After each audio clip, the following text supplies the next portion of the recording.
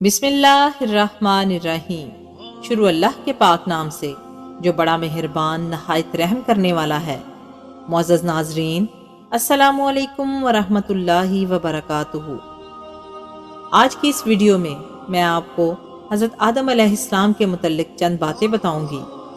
جب اللہ نے انسان کو خلق کرنے کا ارادہ کیا تو کوئی بھی فرشتہ زمین سے مٹی نہ لا سکا، تو اتنے میں حضرت اسرائیل علیہ السلام فرمانے لگے، اے اللہ، یہ کام مجھ سے ہی ہونا ہے۔ تو بس اللہ کے حکم سے حضرت اسرائیل علیہ السلام زمین کو آئے اور 3 اقسام کی مٹی کو جمع کیا، سرخ، سفید اور سیاہ۔ پھر اس مٹی کو مکہ اور طائف کے درمیان رکھا گیا اور مسلسل باران رحمت برستی رہی۔ پھر اللہ نے اس مٹی کو عرش پہ بلایا اور حضرت آدم علیہ السلام کا پتلا تیار کر دیا، اور 40 سال تک وہ جنت میں رکھا گیا۔ ہر فرشتہ اس مجسمے کو دیکھتا کہ یہ مٹی کا بنا ہوا پتلا کیسے چلے گا، کیسے بات کرے گا، کیسے زندہ ہوگا۔ 40 سال تک اللہ نے اس نشانی کو قائم رکھا، اور پھر ایک دن جنت کے تمام فرشتوں کو حکم دیا کہ آج میں اس میں روح ڈالوں گا، اور جب ایسا ہو تو تمام فرشتے اس آدم کو سجدہ کر دینا۔ سب فرشتے حیرت سے پتلے کو دیکھ ہی رہے تھے کہ اتنے میں اللہ نے اس مٹی کے مجسمے میں اپنی روح ڈالی تو آدم علیہ السلام نے چھینکا، تو تمام فرشتے سجدے میں گر کے اللہ کی تعریف کرنے لگے سوائے ابلیس کے، اور وہ تکبر اور حسد کر بیٹھا۔ اللہ نے اسے اپنے دربار سے نکال دیا۔ پھر اللہ نے حضرت آدم علیہ السلام سے بی بی حوا کو پیدا کیا، اور ان کی جنت میں کی گئی غلطی کے سبب ان کو زمین پہ بھیج دیا، اور یہ حکم نافذ کیا کہ اب جنت میں وہی آئے گا جو یہ ثابت کرے کہ وہ ہمارا فرما بردار ہے۔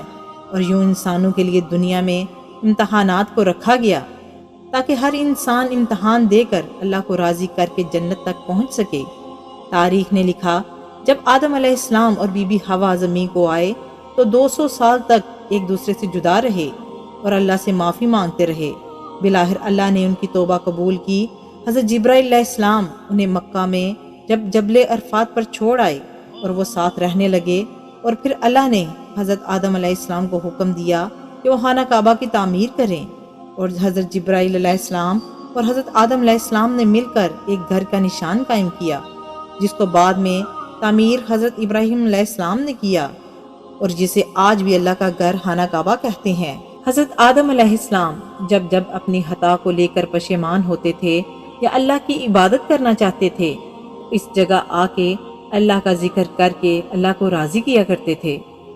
حضرت آدم علیہ السلام نے 960 برس کی زندگی پائی، جبکہ آدم علیہ السلام کی زندگی 1000 سال کی تھی، کیونکہ جب آدم علیہ السلام جنت میں تھے تو اللہ نے حضرت آدم علیہ السلام کو ان کی تمام اولاد جن جن کو نبوت ملنی تھی، ان کی شخصیت اور ان کی عمر آدم علیہ السلام کے نزدیک واضح کر دی۔ آپ نے جب حضرت داؤد علیہ السلام کی عمر کو 60 سال تک دیکھا تو اللہ سے کہنے لگے، اے اللہ، میری عمر کے 40 سال میرے پوتے داؤد کو دے دے۔ تو یوں آپ کی دعا قبول ہو گئی۔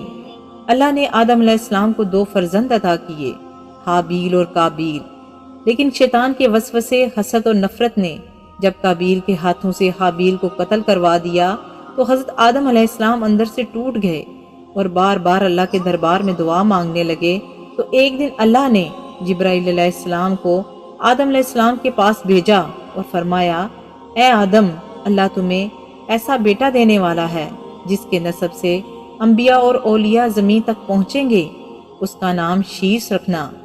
شیس کا مطلب ہے اللہ کا عطا کیا گیا تحفہ۔ اور یوں اللہ نے آدم علیہ السلام کی نسل کو زمین پہ پھیلا دیا۔ جب آدم علیہ السلام کا آخری وقت آیا، آپ علیہ السلام نے اپنے بیٹوں سے کہا کہ میرا جنت کے پھل کھانے کا جی کر رہا ہے۔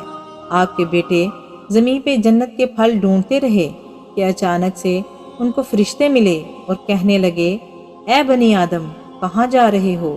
انہوں نے کہا، ہم اپنے بابا آدم کے لیے جنت کے پھل ڈھونڈ رہے ہیں۔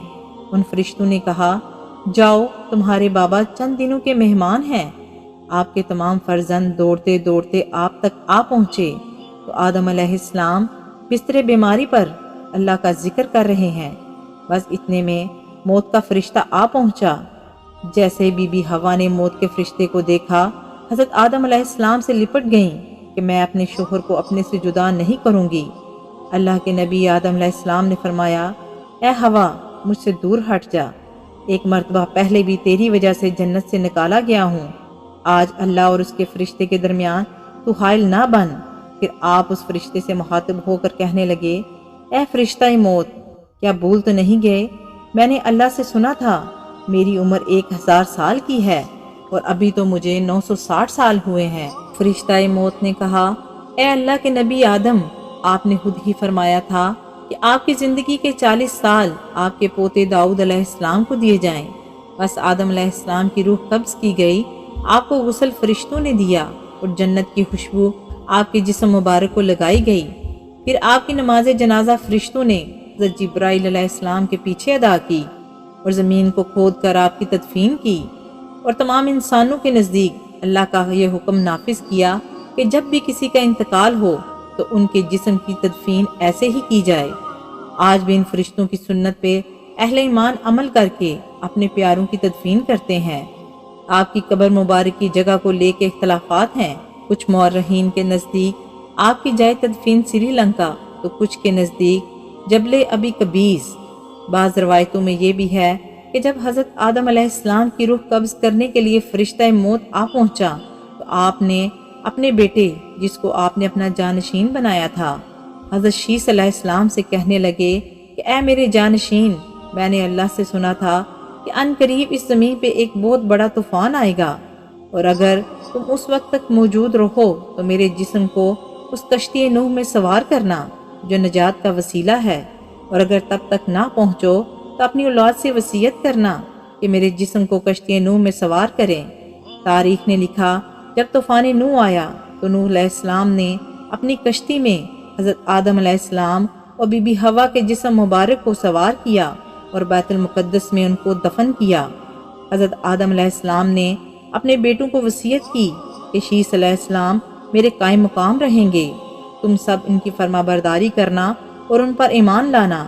سب نے اقرار کیا، اور پھر حضرت آدم علیہ السلام کی وفات کے بعد حضرت شیس علیہ السلام نے ان کے کام یعنی رشد و ہدایت اور تبلیغ کی ذمہ داری اٹھائی۔ مزید ایسی ویڈیوز دیکھنے کے لیے ہمارے چینل کو سبسکرائب کریں۔ شکریہ۔